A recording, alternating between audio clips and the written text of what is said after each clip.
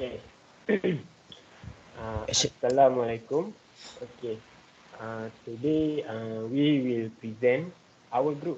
We will present about chapter 22, which is audit of capital acquisition and repayment cycle. Okay, my name is Muhammad Khairul Rashidi bin Zamri. My name is Ahmad Lukman Iskandar bin Dahnel. My name is Amir Afiq bin Mohtar. My name is Muhammad Rashidi bin Juanda. My name is Muhammad Imran bin Yusuf. Okay, we will start with Lokman. We will present.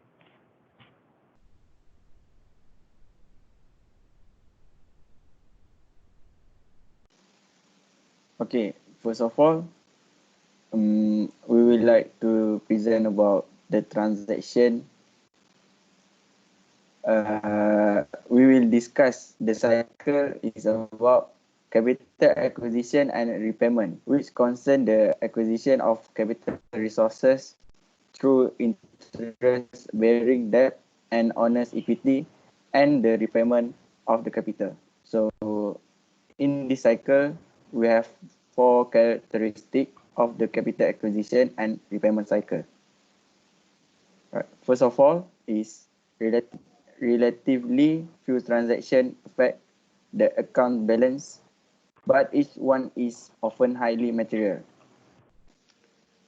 Okay, for this one, bonds are seldom issued by companies, but usually a substantial amount of the bond issues. The next one is the exclusion of a single transaction could be material. For this one, the primary concern of the auditor when auditing such accounts in the audit objective related to completeness and accuracy. The third one is a legal relationship exists between the client entity and the holder of the stock, bond, or similar ownership document. For this one, the auditor shall determine if the company has met the debt or equity requirement. The last characteristic is about a direct relationship exists between the interest and dividend account and debt and equity. Okay. In this chapter, we have four learning objectives. The first one is to identify the account and the unique characteristic of the capital acquisition and repayment cycle. The account in the capital acquisition and repayment cycle of a company depend on the type of business the company operates and how it finances its operation. Cash is an important asset in this cycle, as both capital acquisition and repayment impact the cash asset. Okay. This one is the account in the cycle. First one is contract payable, mortgage payable, bonds payable, interest expense, accrued interest, appropriations of retained earning, treasury, stock, dividends, declare. Next page is cash in bank, capital stock, common, capital stock preferred, paid-in capital in excess of par, donate capital, retained earning, dividend payable, proprietorship capital account, and the last one is partnership capital account. Okay, let's move to the methodology for designing tests of balance for note payable. Alright, the methodology has three phases. So I will present about phase one. It is to identify client business risk affecting note payable. This phase determining the test of detailed balance for not payable, the auditor consider business risk, tolerable misstatement, inherent risk, control risk, the result of test of control, and substantive test of transaction. And the typical is set tolerable misstatement and assess inherent risk for not payable. Okay, the cash balance and transaction affecting the amount of the not payable are normally audited in total as general. Yeah. Next one is assess control risk for not payable. It is absolutely easy to assess the right account value. Auditors are always particularly concerned with the completeness of not payable account balance and the completeness of not payable report. Based on the fact that the cycle typically includes few transactions, which is control risk and the result of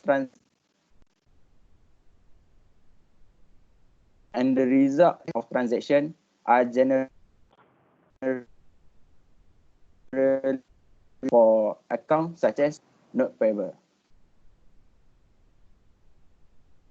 Right. For the next phase, I will like to pass to Imran to explain more. Okay, my name is Muhammad Imran bin Yusuf.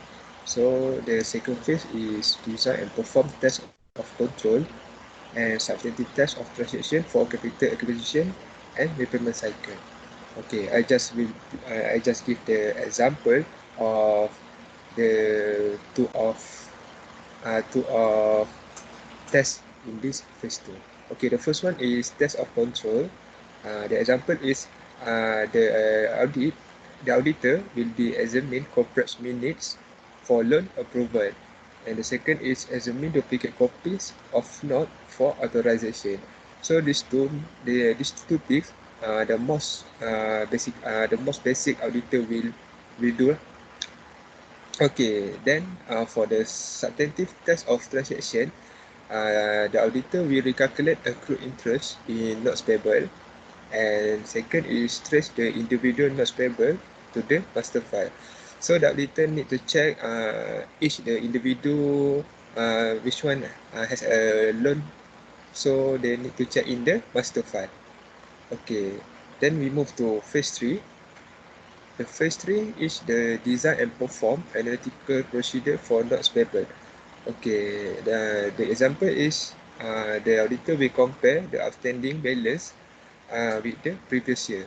So they will check the outstanding balance, is it correct or not, or have a misstatement.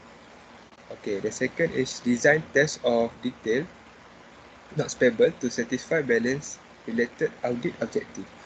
Okay, in this phase, the auditor they does not apply the sampling, because in this cycle, like Lokman said before this, only few transactions make for loan. So auditor will not apply for the sampling in this cycle.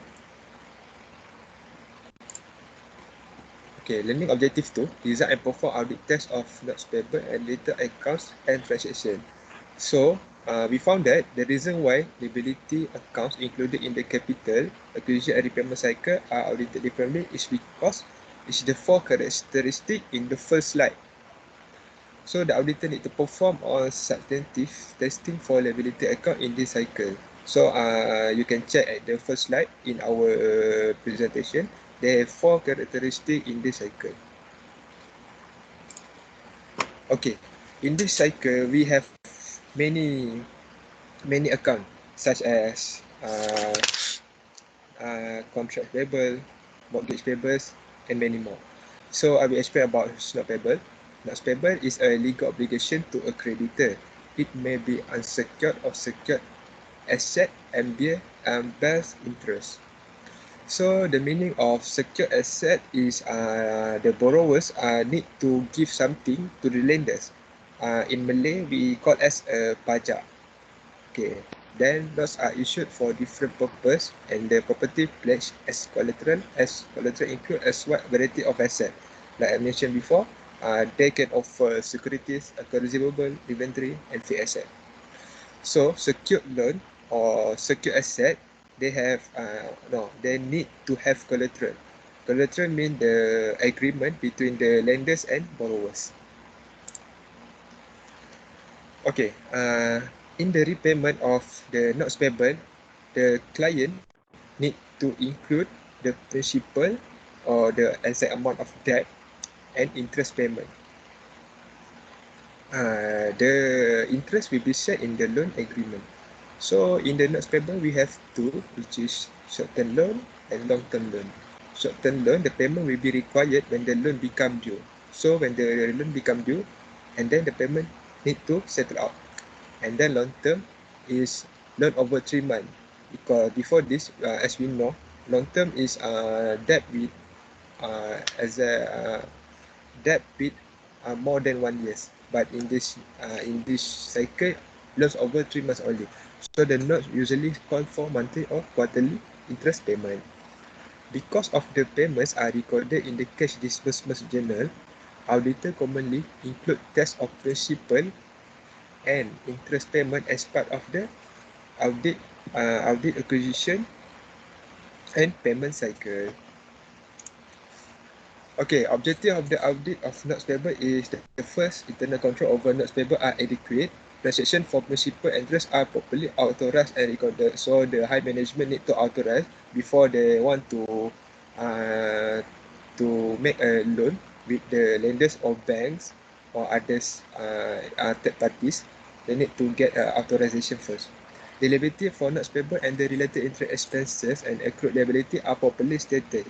Because if the amount is understated, they will affect the financial statement also.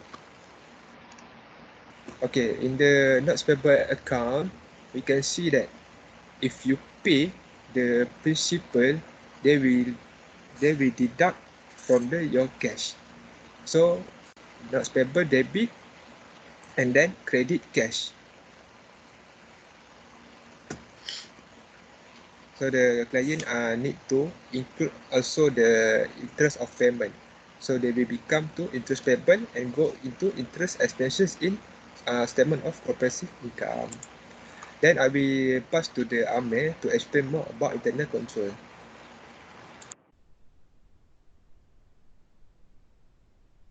Okay, thank you, Imran. My name is Repayment. Today I will present about internal control. There is 4 important control over note payable.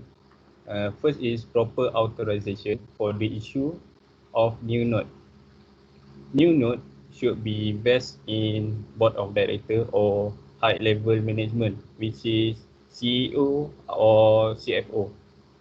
So they need 2 signatures that have properly authorized official and required for all loan agreement with specific which is amount of loan, the interest rate, repayment terms, and asset pledge.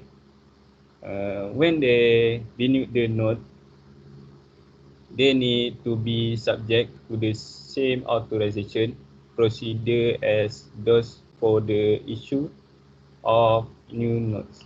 Second is adequate control over of principal and interest. Okay, periodic payment of interest and principal should be subject to the control in acquisition and payment cycle. When the time note issued, accounting department should have received a copy of the note. Then the account payable department should check issue or electronic fund transfer for the note when they become due. Third is proper document and record. Okay, we need an authorized person to record subsidiary and control over blank and paid note. Paid note should be cancelled and retained under the custody of an authorization official.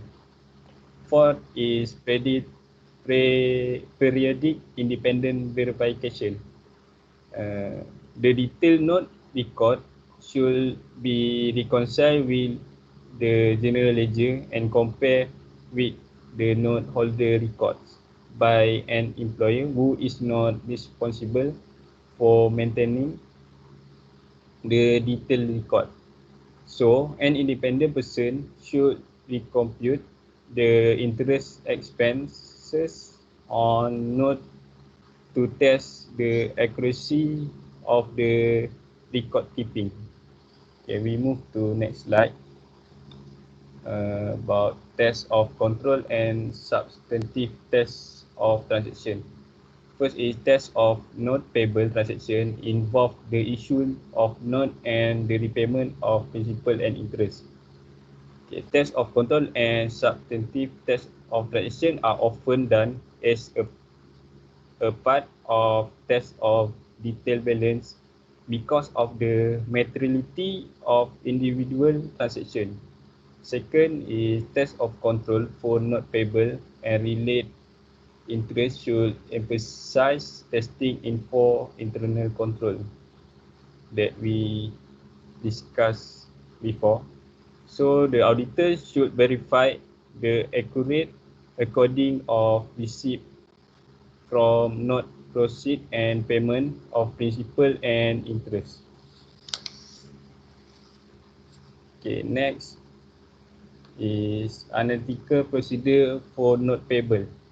First, it is calculate approximate interest expense on the basis of average interest rate and overall monthly note payable.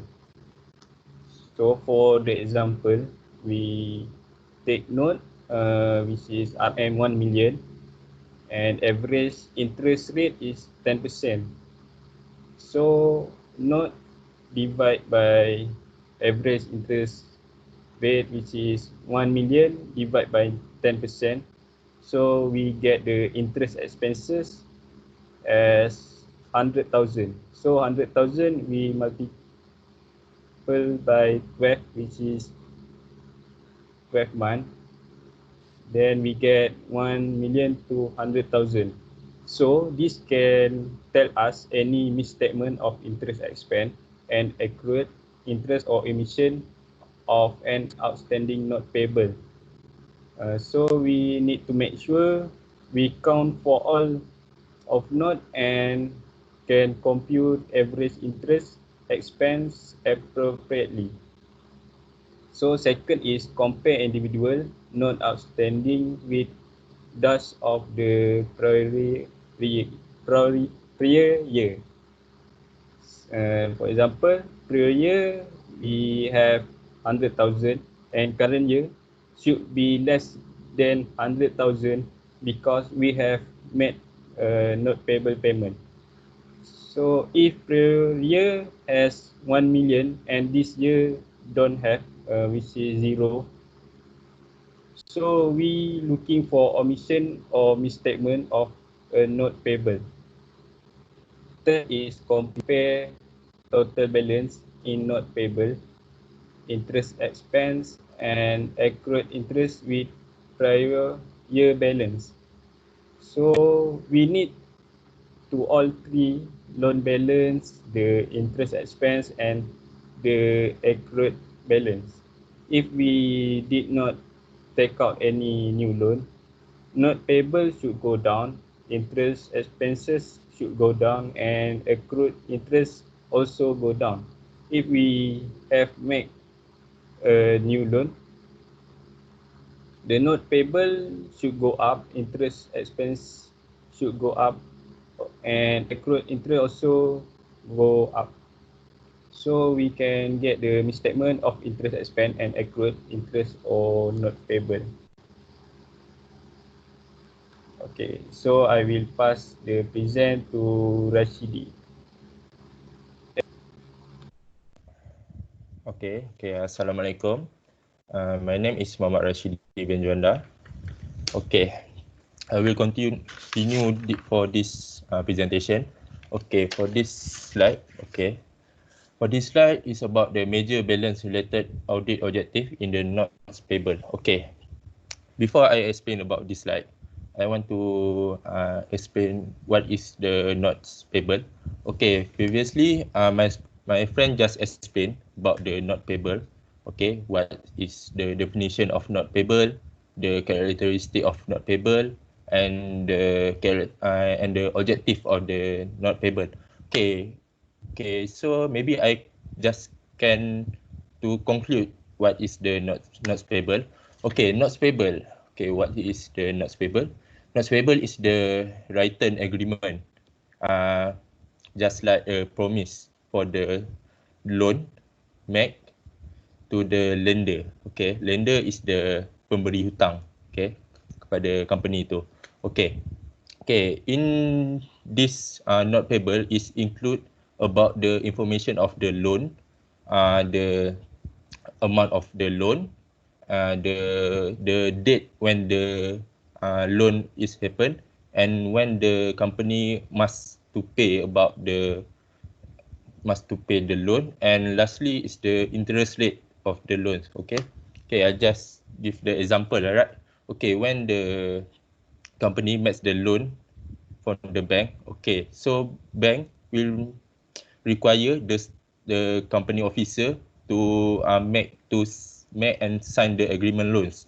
Okay, then from this sign, the company will record this loan to the general ledger. Okay, and the situation is called the notes payable. Okay, so okay, so that's the sedikit sebanyak about notes payable. Okay. Okay, so we continue for this slide. Okay.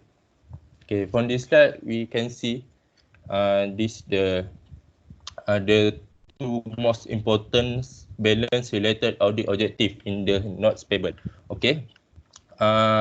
Before this, my friend just explained about the audit objective. I think my friend is Amir, right? I think lah. So my friend just explained about the audit objective. What I can get from Amir's slide is for that I can relate for my slide is when the audit objective or the notes payable. Okay, you have the proper authorization, proper document and record, and lastly the independent verification. Okay, so that is related with the audit objective for the completeness and the accuracy. Okay, we can see from this slide. Okay, firstly is about the completeness. Okay, completeness, we know that's the complete of the information. Okay, we get the proper authorization such as the signature or everything, or the date, the rate of interest. Okay, so next is the accuracy. Okay, accuracy, we can conclude that's the accuracy when the loan happen, such as the the amount of the loan, the rate of the interest of loan. Okay, so when that's happen, we must check the amount and the rate is accurate with the deal that we make. Okay, so next, this is the example. Okay, I just explained previously about the when the loans is happen, so company will record this loan to the general ledger, right? So this the example for the notes payable.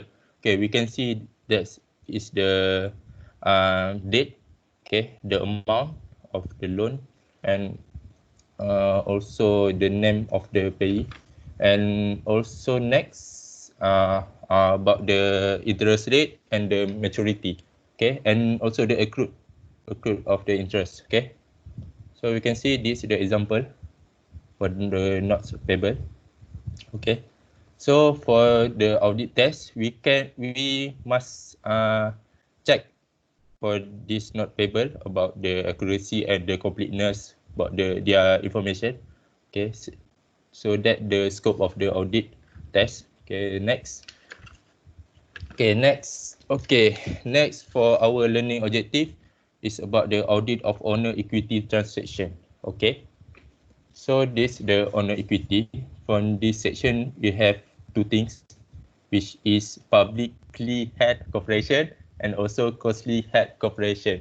Okay, okay, I want to ask the question. Ah,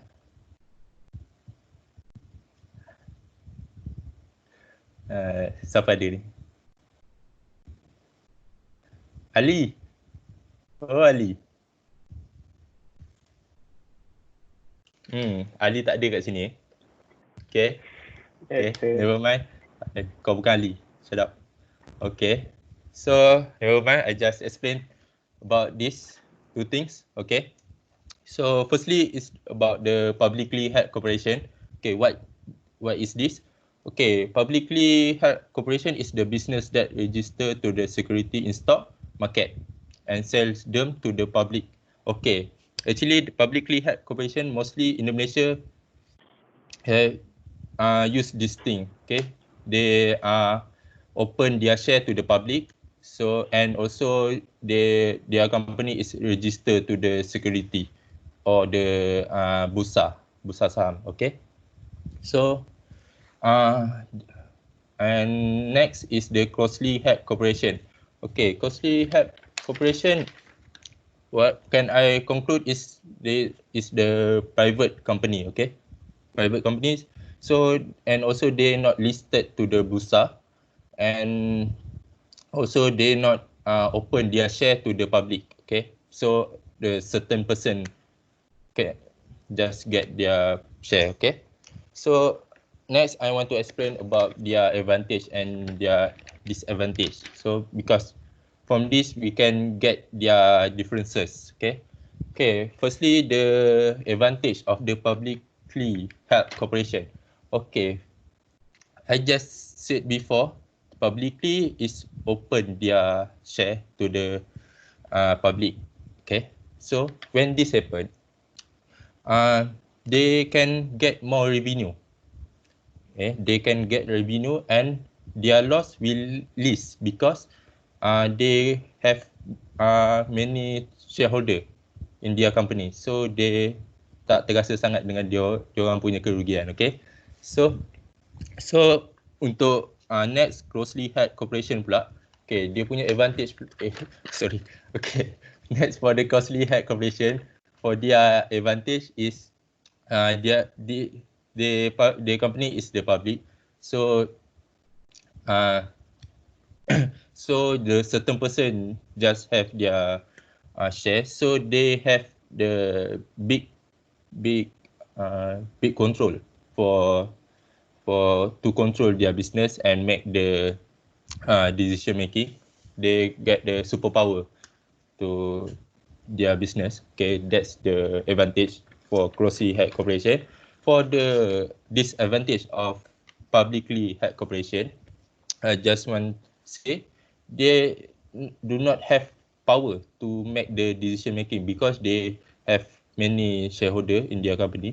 Okay, so it actually is contra with the closely held corporation because what you can see, the advantage of the closely held corporation is the rising capital.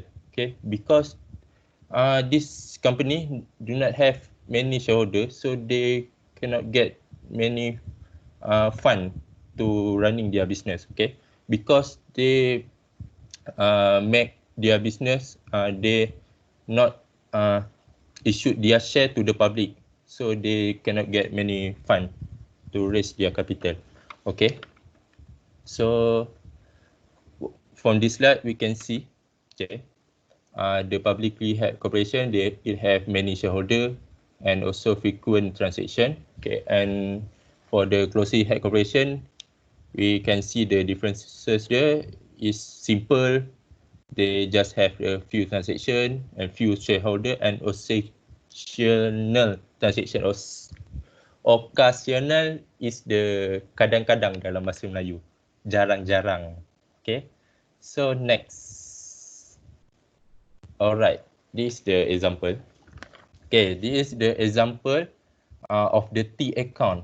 when the company issue the good and they pay the dividend. Okay, we can see this. Okay, the T account of the capital stock. Okay, the beginning balance. Okay, so they can flow, and you can see the flow. They can move to the cash in bank, and also we go to the paid in capital to pay their dividend. Okay. Okay. So next. Okay. So I'm done with my tugas. Okay. I will pass our presentation to my friend, Muhammad Khairul Rashidi. Alright. Okay, my name is Muhammad Khairul. Okay, this is internal control for the owner's equity. Okay, the first one is the proper authorization of transaction. Okay, because of owner's equity transaction is usually material, the transaction must be approved by DOD.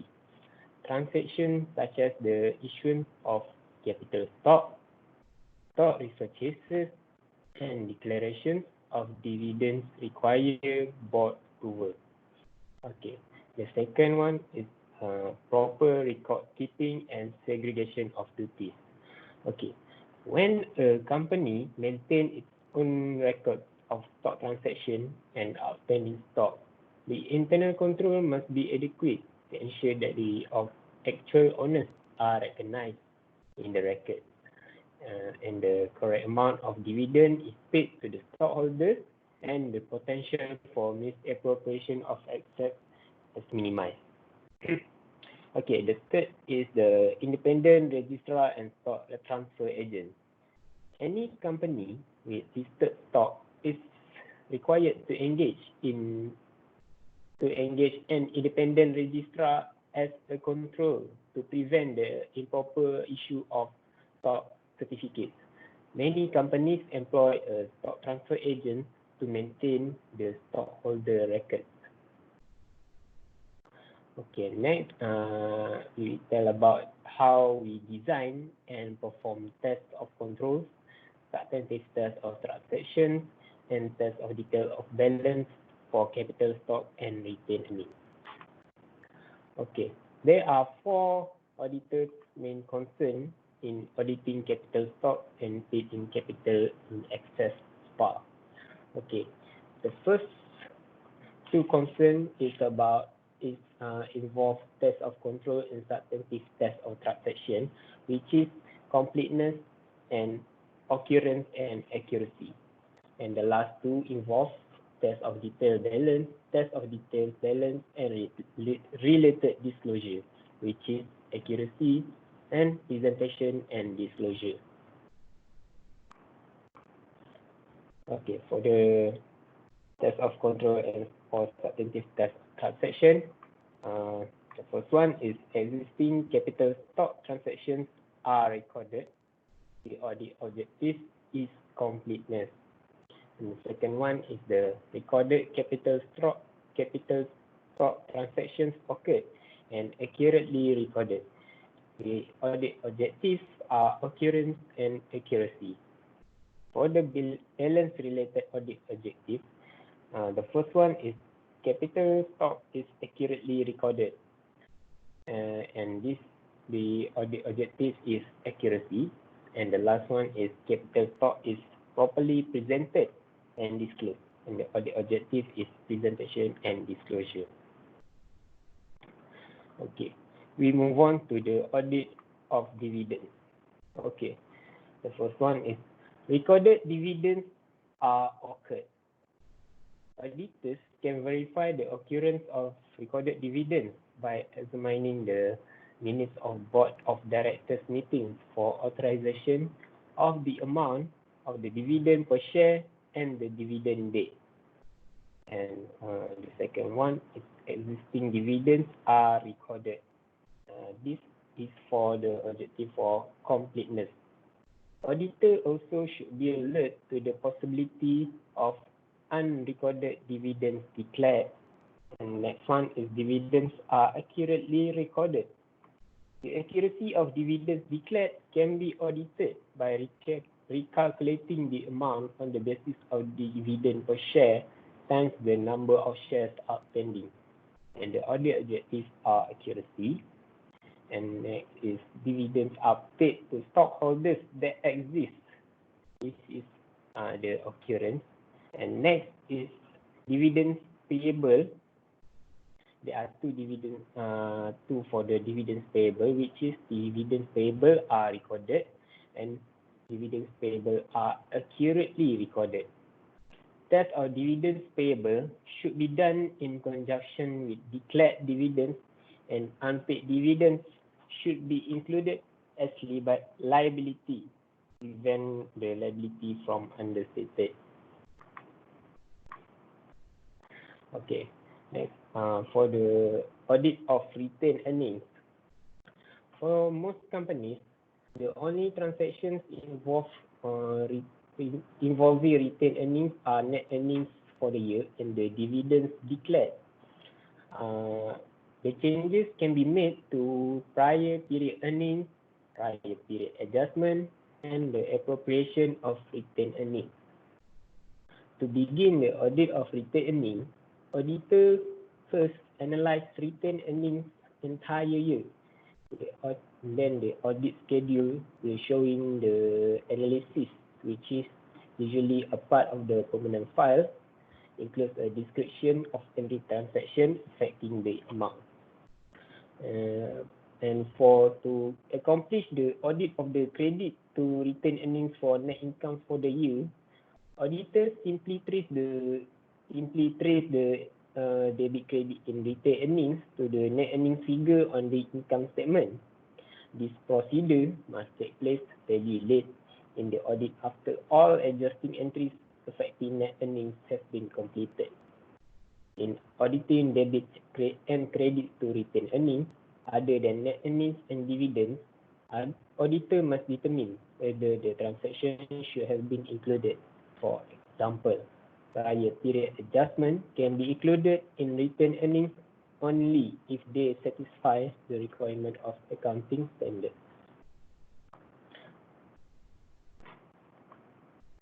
So, okay, that's all for the chapter 2, which is the audit of the capital acquisition and repayment cycle. Okay, this chapter only discuss about how the company acquire the capital and how they repay the dividends to the shareholder. So, thank you for having our presentation. Thank you. Thank you. Thank you, madam. Thank you, madam. Madam. Madam.